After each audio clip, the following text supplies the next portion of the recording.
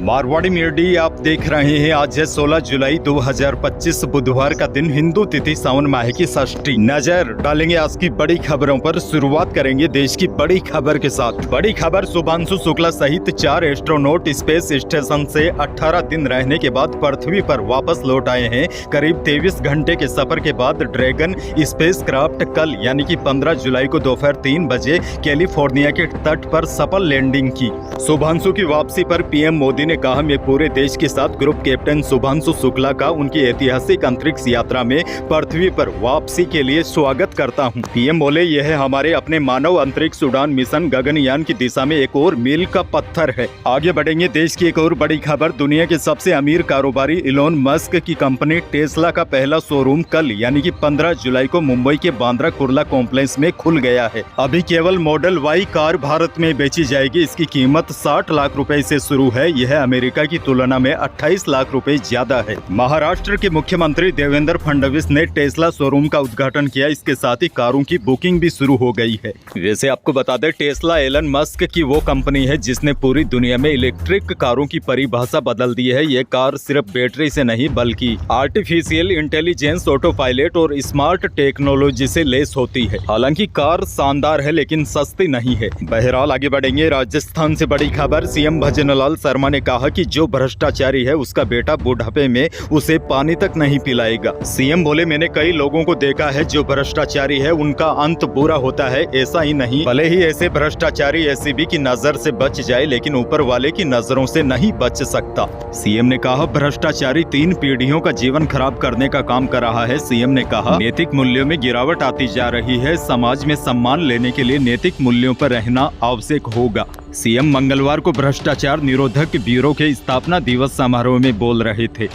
एक और बड़ी खबर। राजस्थान की भजनलाल सरकार ने सावन के महीने में हुई कैबिनेट बैठक में कई बड़े फैसले लिए हैं। प्रमोशन के लिए 2 साल की छूट, प्रक्रियाधीन भर्तियों में 100% पद बढ़ाना, गांव कस्बों में पाइपलाइन से गैस सप्लाई। बैठक में सरकारी कर्मचारियों से लेकर आम जन तक के जीवन को प्रभावित करने वाले कई बड़े फैसले हुए हैं। इस बैठक में लिए गए फैसलों को लेकर सबसे बड़ी जानकारी आपको दे दूं। वर्तमान में विभिन्न सेवा नियमों में किसी भी भर्ती की विज्ञप्ति जारी होने के बाद भर्ती प्रक्रिया के दौरान 50% पद बढ़ाए जा सकते हैं। कैबिनेट के फैसले जब लागू होंगे तो सरकार भर्ती में कुल पदों में अब 100% पद बढ़ाने की सिफारिश कर सकती है, जिससे 2 गुना पद तक भर्ती की जा सकेगी। जैसे कोई भर्ती 100 पदों पर निकली है तो पहले अधिकतम 50 पद बढ़ाकर 150 किए जा सकते थे, लेकिन अब 100 पद बढ़ाकर 200 किए जा सकते हैं। खैर आगे बढ़ेंगे। अजमेर से बड़ी खबर। अजमेर में मीट शॉप पर रेट को लेकर 2 पक्षों में झगड़ा हो गया। मामला इतना बढ़ गया कि एक पक्ष ने चाकूबाजी शुरू कर दी। इसमें चाचा भतीजे की मौत हो गई। घटना रामगंज में किसान भवन के पास पाकिजा मीट शॉप की है। घायलों को जेएलएन हॉस्पिटल में भर्ती कराया गया है। मौके पर पुलिस जाब्ता तैनात है। प्रारंभिक जाँच में सामने आया है कि मीट की रेट को लेकर झगड़ा हुआ था, जो बाद में मारपीट और चाकूबाजी में बदल गया। इमरान पुत्र रहीम और शहवाज पुत्र सबीर अहमद की मौत हुई है। खैर आगे बढ़ेंगे। एक और बड़ी खबर। देवली उनियारा उपचुनाव 2024 में एसडीएम को थप्पड़ मारने वाले नरेश मीणा मंगलवार को खाटू श्याम जी पहुंचे और दर्शन किए। उन्होंने कहा कि मैं बाबा खाटू श्याम का आशीर्वाद लेने यहाँ आया हूँ। यह घटना यानी कि जो एसडीएम को थप्पड़ मारने वाली घटना हुई थी उसको लेकर उन्होंने कहा कि वह तात्कालिक घटना थी। उस समय जो भी कंडीशन बनी वह दुर्भाग्यपूर्ण थी।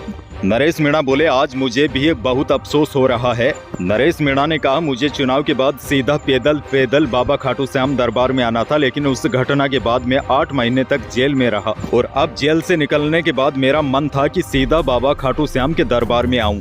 एक और बड़ी खबर। राजस्थान में स्मार्ट मीटर को लेकर खूब सियासत शुरू हो गई है। स्मार्ट मीटर को लेकर कांग्रेस का कहना है कि सरकार प्राइवेट कंपनियों के साथ मिलकर 10,000 करोड़ रुपए का टेंडर कर बड़ा घोटाला करने की योजना बना रही है। कांग्रेस का यह भी कहना है कि नियमों के अनुसार मीटर खराब होने पर ही नया मीटर लगवाया जाता है, लेकिन बिना वजह ही पुराने मीटर हटाए जा रहे हैं। इसी बीच राज्य में स्मार्ट मीटर लगाने की योजना को लेकर उठ रहे राजनीतिक विवाद पर ऊर्जा मंत्री हीरालाल नागर ने कहा कि यह योजना कांग्रेस सरकार के कार्यकाल में शुरू हुई थी, जिसे अब मौजूदा सरकार आगे बढ़ा रही है। उन्होंने कहा, पिछली गहलोत सरकार के दौरान 5 लाख से अधिक स्मार्ट मीटर लगाए गए थे, लेकिन तब कांग्रेस के किसी भी नेता ने इसका विरोध नहीं किया।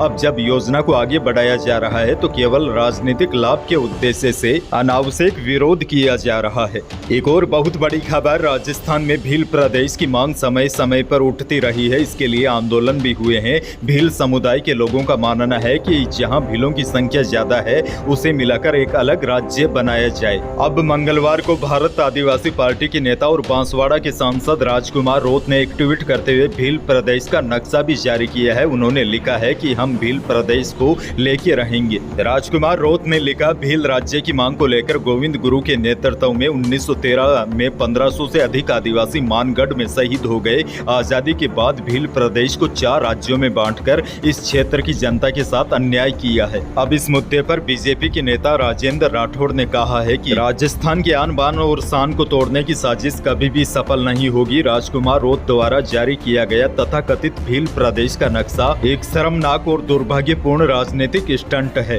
राठौड़ ने लिखा, यह न केवल गौरवशाली राजस्थान की एकता को चोट है, बल्कि आदिवासी समाज के नाम पर भ्रम फैलाने और सस्ती लोकप्रियता पाने की कोशिश भी है। खैर, आगे बढ़ेंगे। आपके लिए एक और बड़ी और काम की खबर, अगर आप 20 जुलाई से 29 जुलाई के बीच जोधपुर और दिल्ली के बीच ट्रेन में यात्रा करने का प्लान बना रहे हैं तो यह खबर आपके लिए जरूरी है। दरअसल उत्तर रेलवे के दिल्ली मंडल के अंतर्गत आने वाले दिल्ली सराय रोहिल्ला रेलवे स्टेशन पर इलेक्ट्रिक इंटरलॉकिंग का कार्य किया जाएगा, जिसकी वजह से उत्तर पश्चिमी रेलवे के जोधपुर मंडल की कई ट्रेनों के संचालन पर सीधा असर होगा। जोधपुर मंडल के DRM अनुराग त्रिपाठी ने बताया कि इस तकनीकी कार्य की वजह से 13 ट्रेनों का संचालन आंशिक या पूर्ण रूप से प्रभावित होगा। इनमें 7 ट्रेनें तो पूरी तरीके से रद्द रहेगी, जबकि 6 ट्रेनों को परिवर्तन मार्ग से चलाया जाएगा। वैसे आपको बता दूं, दिल्ली सराय रोहिल्ला जोधपुर सालासर सुपरफास्ट ट्रेन 21 से 28 जुलाई तक 8 ट्रिप रद्द रहेगी। नागौर से बड़ी खबर, राष्ट्रीय लोकतांत्रिक पार्टी RLP के प्रमुख और सांसद हनुमान बेनीवाल के नेतृत्व में मंगलवार को नागौर के पशु प्रदर्शनी स्थल पर विशाल जन आक्रोश रैली का आयोजन किया गया। रैली में हजारों लोग शामिल हुए। वाटर प्रूफ पंडाल में रालोपा के कई जनप्रतिनिधि और पदाधिकारी मौजूद रहे। बेनीवाल ने रैली के बाद अनिश्चितकालीन धरने की घोषणा की है और कई मुद्दों पर सरकार को घेरा है। रैली में बेनीवाल ने जनता से एकजुट होकर इन मुद्दों के लिए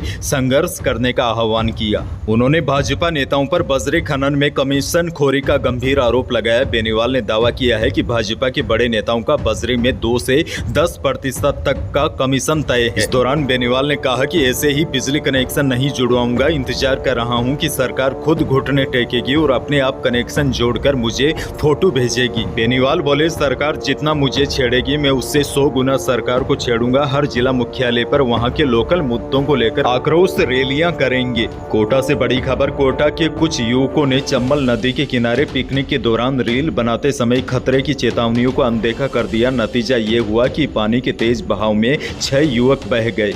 स्थानीय मंदिर के पुजारी ने युवकों को समय रहते समझाया था कि पानी का बहाव तेज है, वापस लौट जाओ, लेकिन युवक फोटो और रील बनाने में व्यस्त थे। देखते ही देखते पानी का स्तर और बहाव इतना तेज हो गया कि वह उसमें बह गए। मंगलवार को SDRF की टीम को 2 युवकों के शव मिले हैं, बाकी 4 युवक अभी भी लापता है। अच्छा, मौसम को लेकर भी बड़ी जानकारी आपको दे दूं। राजस्थान में लगातार हो रही बारिश ने जनजीवन अस्त व्यस्त कर दिया है। 2 दिनों में 17 लोगों की जानें चली गई है। जयपुर, चूरू, बीकानेर, श्रीगंगानगर, हनुमानगढ़, नागौर के कई इलाकों में तेज बारिश हुई। कई इलाके जलमग्न हो गए। इससे लोगों की आवाजाही प्रभावित हुई।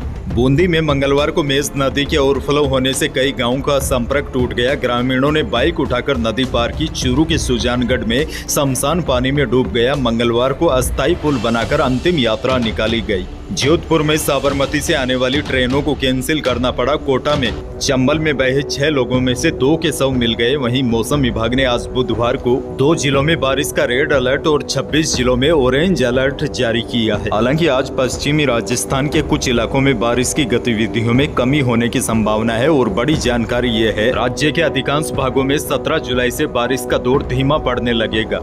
तो यही थी प्रदेश और देश की आज की कुछ बड़ी और महत्वपूर्ण खबरें। वीडियो को लाइक करना बिल्कुल न भूलिए और चैनल पर नए हैं तो सब्सक्राइब जरूर कीजिए ताकि आप अपडेट रहे बड़ी और काम की खबरों से। धन्यवाद।